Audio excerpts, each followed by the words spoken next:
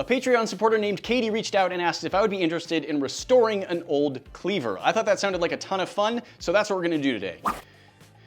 This knife needs a lot of cleanup and rust removal. It needs to be rehardened and it needs a new handle. This handle is old, it's worn, it's cracked, it's kind of rough.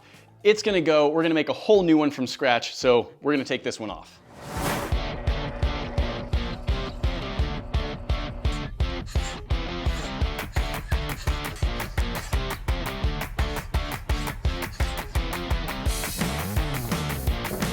That's a lot of rust.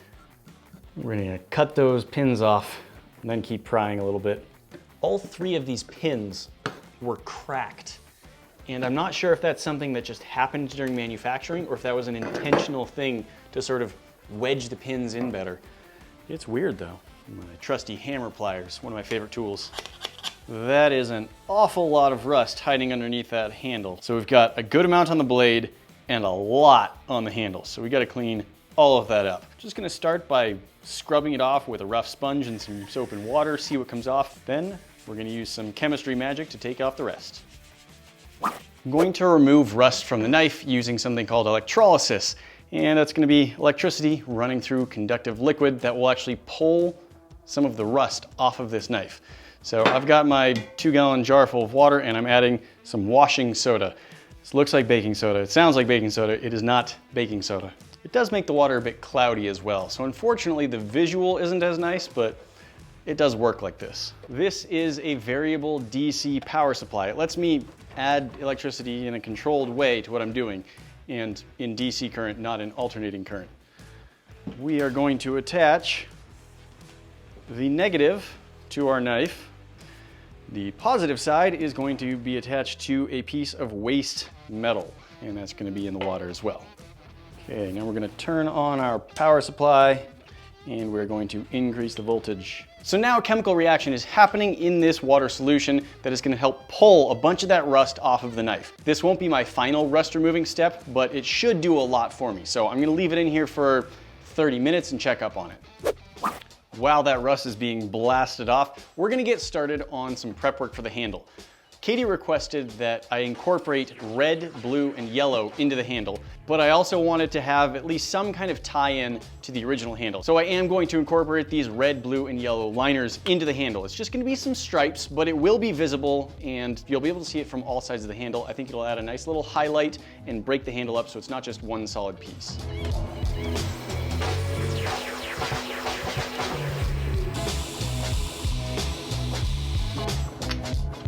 Excellent.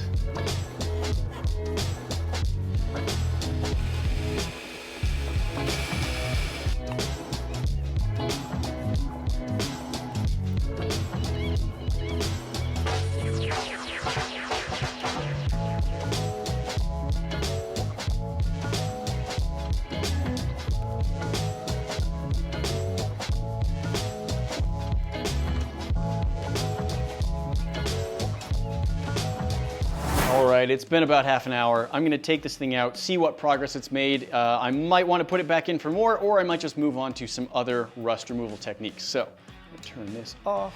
You can see how much has bubbled. There's a lot of gross, rusty foam at the top. That actually is what we're looking for. It means that stuff has been pulled off of the knife.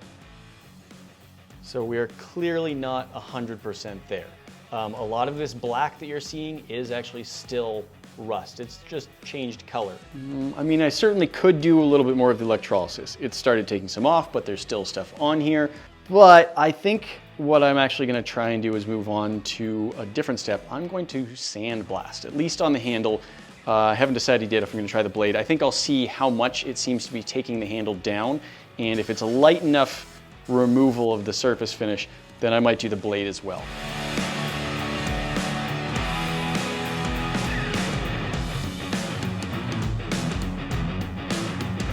The rust was super aggressive on the handle like I showed, and so I'm glad I sandblasted that, but I actually want to try the electrolysis more, and this was only in for about 30 minutes. People will sometimes do this for days to get all the rust off, so I am going to put it back in, and this time I'm going to try leaving it in for like 4 or 5 hours to see what kind of result I get.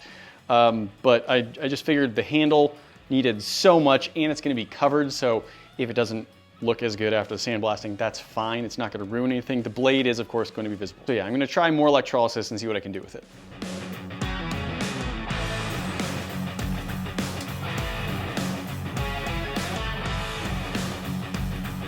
After a couple more hours in the electrolysis bath, this is looking a lot better. I'm gonna leave it here until after the heat treatment. I'm gonna try straightening out a couple little wonky spots with a hammer and then on to heat treatment.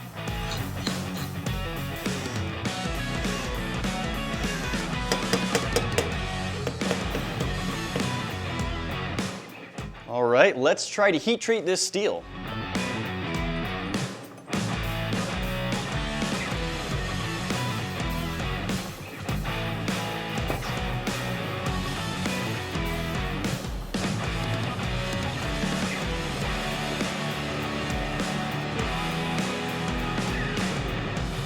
Oh, the surface texture that picked up.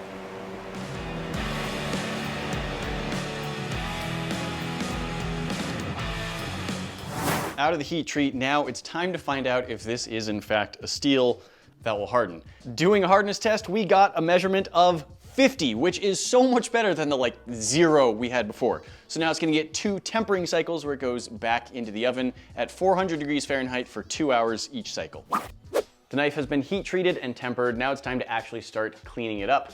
And I don't want to remove a lot of metal. I'm just trying to make it look good and bring out the shape that it already has. So I'm going to be on the belt grinder, but I'm going to be using some pretty high grit belts because I'm not trying to tear off a bunch of metal. I want to get rid of the outside schmutz and stuff and then just make it clean and fix any problems. The handle especially had some weird stuff about it before I ever got this knife. So hopefully I'll be able to clean all that up and make it look real good.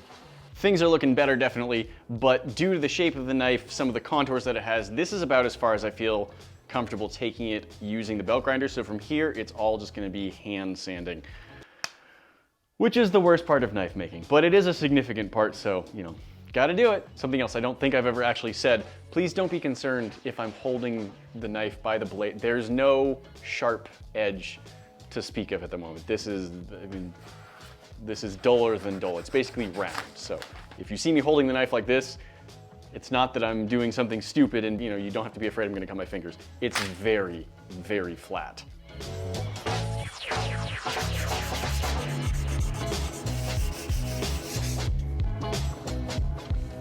Videos like this would not be possible without our Patreon supporters, so a huge thank you shout out to all of them. If you're interested in becoming a supporter on Patreon, the link for that is down in the description.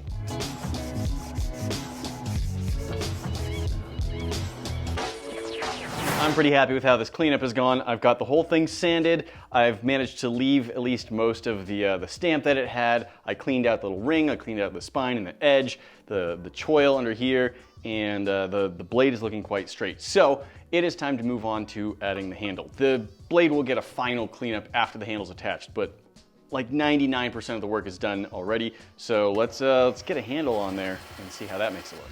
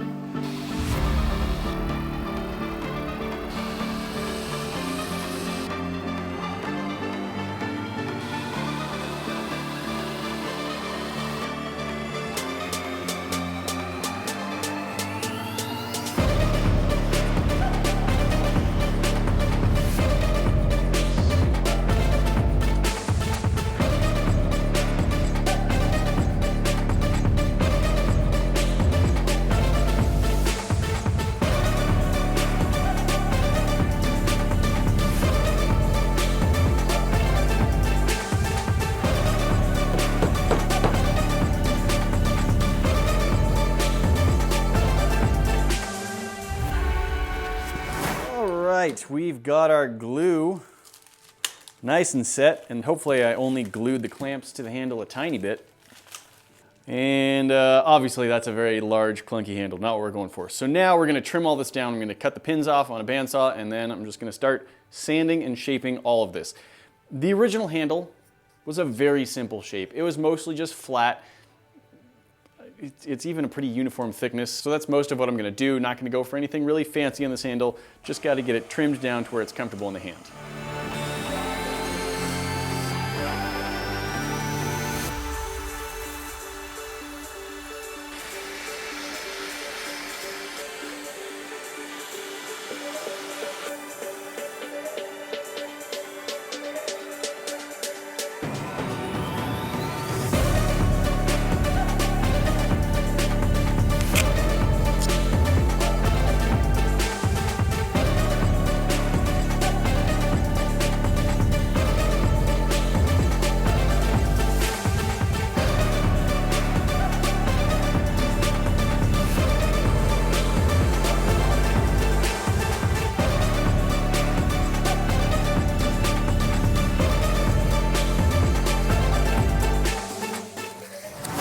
I'll throw a quick edge on the knife using the Ameribraid belt grinder, and then we'll move to the whetstone.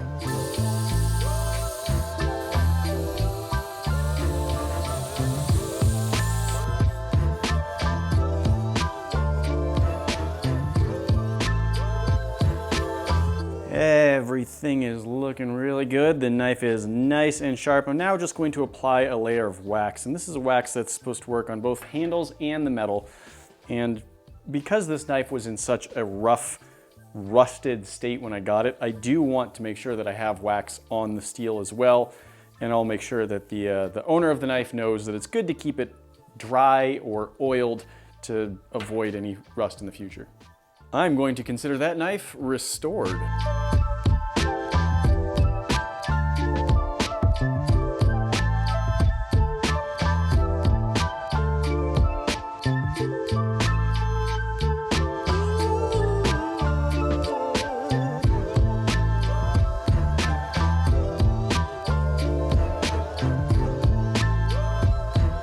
This is a cleaver, so I'm not expecting the nicest, cleanest cuts, but if we can get anything better than we had before, I'm calling that a success. So our blade is sharp, but it's so obtuse that as soon as I have cut into the paper at all, it starts spreading and pushing the paper out more than it can cut it. So you can see that it is actually able to cut everywhere, but if I go quickly, it's just gonna end up tearing it because it's such a thick blade. Oh, chonky boy.